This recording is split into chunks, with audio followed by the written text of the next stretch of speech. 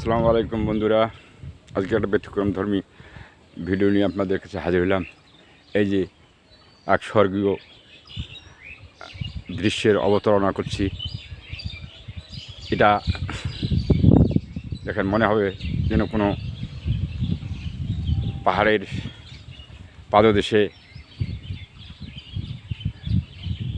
উপজাতিদের মেটে চলা পথ। আসলে তা নয়, এটা হলো তিস্তা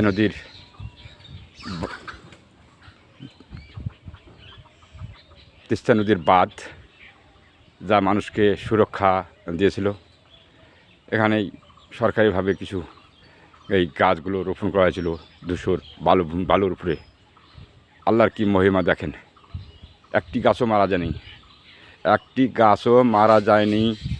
দেখেন, মানুষের উৎপাত, উপদ্রব, গরু ছাগলের উপদ্রব, তারপরেও এই গাছগুলোর দৃশ্যগুলো দেখলে মানুষের বিকাল সকাল মানুষ এসে এখানে বাতাস, সুশীতল বাতাস এবং ছায় অবস্থান করে।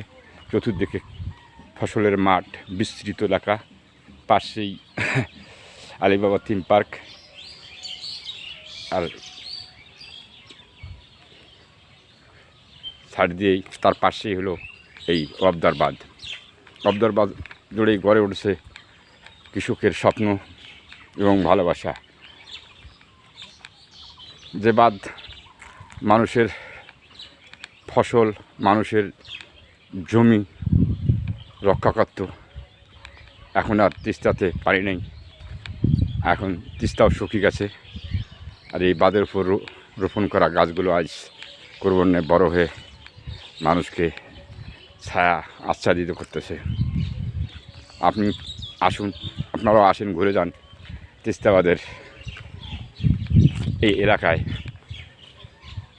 আপনিও মুগ্ধ হবেন কিছু সময়ের জন্য। শহরের কোলাহল মুক্ত দূষণ বায়ু ছেড়ে সুশীতল ছায় অবস্থান করেন। দেখতে পারবেন দিগন্ত যারা ফসলের মাঠ আর তিস্তাবাদের অপরূপ দৃশ্য আপনাকে বিমোহিত করবে এবং পুলকিত করবে। এভাবে বলেই আজকে শেষ করছি। আল্লাহ হাফেজ।